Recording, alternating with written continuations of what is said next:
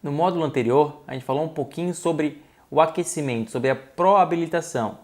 Nesse módulo, complementando o módulo anterior, a gente vai disponibilizar um link do artigo Articulação por Articulação, que de forma mais específica explica essa abordagem. Agora nesse vídeo a gente vai falar um pouquinho sobre a evolução do treinamento funcional. Como que a gente viu o treinamento funcional, como o treinamento funcional foi evoluindo para um trabalho que hoje a gente trabalha de forma integrada.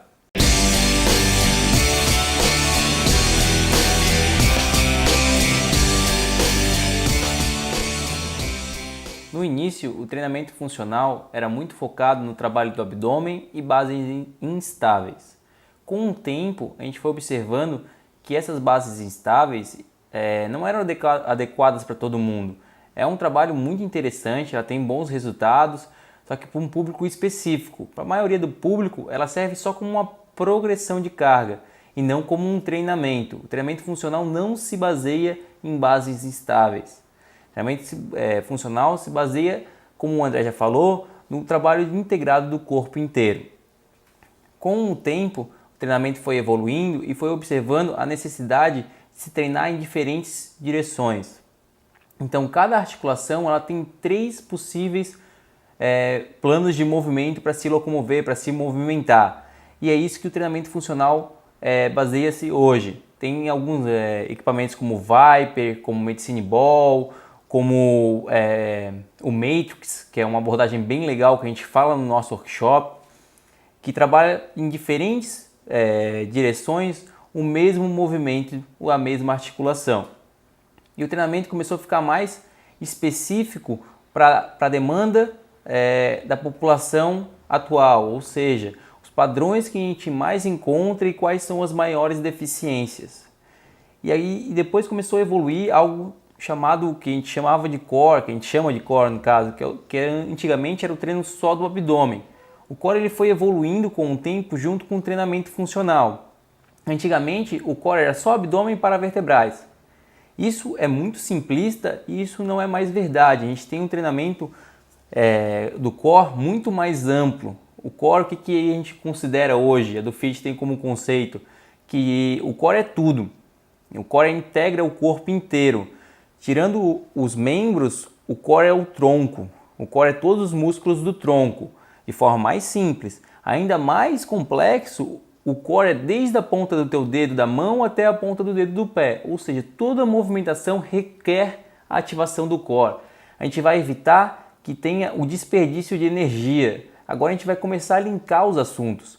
O core ele serve como uma linha que segue a cadeia cinética inteira para o movimento sair do pé e o movimento chegar na mão, por exemplo, quando a gente fizer um agachamento com desenvolvimento.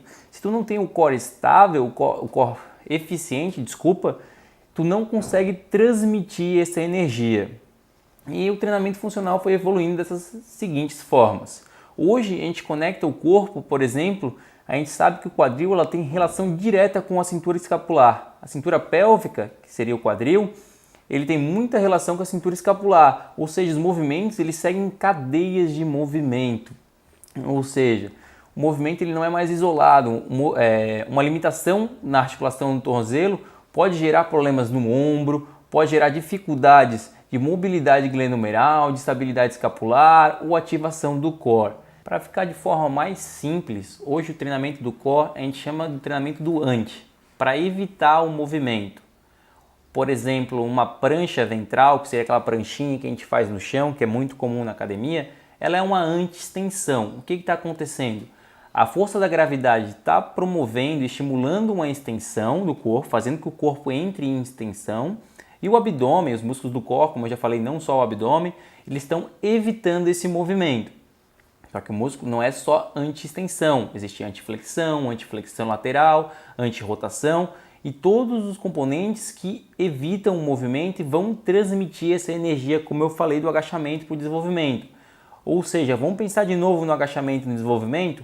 A gente agachou, a gente vai tirar essa energia desde o pé, a gente vai empurrar o solo, vai transmitir essa energia para um tornozelo adequado, para um joelho, estabilidade de glúteo. O glúteo vai fazer a força principal para jogar essa barra para cima, tendo a mobilidade e estabilidade adequada tanto da coluna lombar quanto da coluna torácica e da glenohumeral. Então essa energia ela não é dissipada quando o core é eficiente.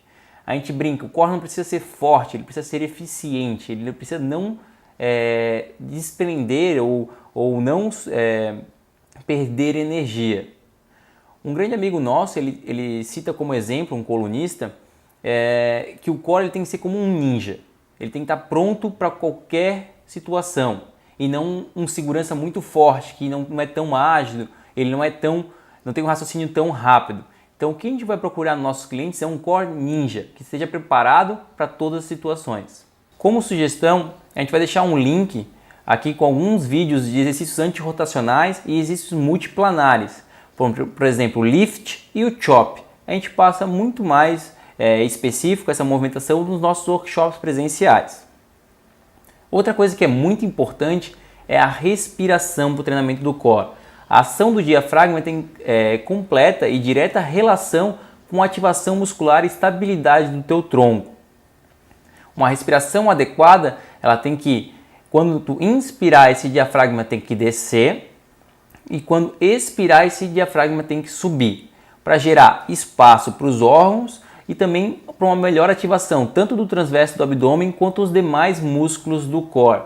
A respiração é algo que foi muito negligenciado nas academias, mas hoje a gente começa a ver a importância da respiração para o movimento. A gente fala muito de algumas técnicas do bracing, principalmente do bracing, para trabalhar de forma mais eficiente. Tem outros métodos como Busquet, respiração do Pilates, isso tudo a gente cita, mas o importante é que tu saiba como funciona o diafragma para descobrir se ele está preso ou se ele está muito solto. E existem técnicas que é mais da área da fisioterapia, para liberar esse diafragma. Mas a importância é de a gente saber como que a respiração funciona como um boneco de posto. A gente, principalmente nos exercícios, a gente tem que estar inflado, por exemplo, ou preso, no caso firme, para a gente gerar a movimentação na parte distal. Sempre pensando em estabilidade proximal para gerar mobilidade distal. Essa é a base do treinamento. Então vou repetir. Estabilidade central para gerar mobilidade distal. Esse centro ser firme para dar liberdade para os braços, para as pernas se movimentar de forma eficiente e segura. Outro aspecto que evoluiu muito no treinamento é a periodização. Antigamente, até hoje na verdade, os treinadores são condicionados a utilizar a mesma periodização dos atletas em pessoas não atletas. E a gente sabe que isso não funciona muito bem. Os atletas são extremamente disciplinados, eles têm uma rotina de treino que eles seguem de forma muito eficiente e muito segura, eles mantêm essa rotina de treino. Já os não atletas, eles saem, eles bebem, eles não cuidam da alimentação e eles têm muitas interferências no treinamento devido ao seu estilo de vida. Então a gente teve um grupo de pesquisadores que começou a pensar em outra forma de periodizar esse treino.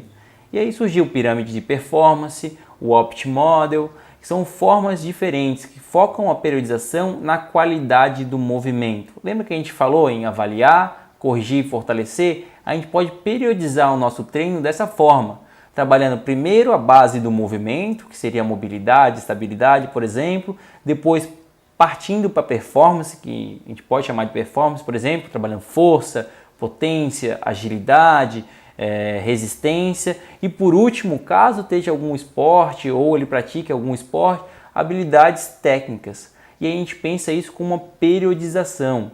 A gente pode misturar também as valências físicas e pensar tanto numa sessão de treinamento com diferentes valências como uma periodização com diferentes valências físicas, que é o ideal e que ele progrida de forma segura da base da pirâmide, por exemplo, para os próximos estágios. Isso faz com que teu aluno fique mais tempo contigo e tenha uma evolução constante, com o menor risco de lesão. Lembra por que treinamos? Para economizar energia, para evitar lesão e para melhorar a performance. Então a gente tem que pensar na periodização dessa forma. Como que a gente vai gerar esses 3 pontos para o nosso cliente? Eu convido vocês a fazer o nosso workshop presencial. Esse e outros assuntos são abordados de forma mais abrangente, mais ampla nos nossos workshops presenciais. Acompanhe nossa agenda e logo estaremos na sua cidade. No nosso workshop presencial, onde a gente coloca todos os parâmetros do treinamento de uma maneira mais detalhada, a gente tem vivências práticas de como é que a gente pode fazer essas avaliações que a gente falou há pouco tempo atrás, como a gente pode fazer a interferência ou intervir para ajudar os nossos alunos através das ferramentas que nós temos. A gente fala muito mais sobre isso nos nossos workshops. Acompanhe o nosso calendário de cursos e procure, se você tiver a oportunidade, será um prazer receber você em nosso curso para poder tirar suas dúvidas e também poder ajudar você a ser um profissional ainda melhor e dar uma qualidade de atendimento imensa para o seu cliente.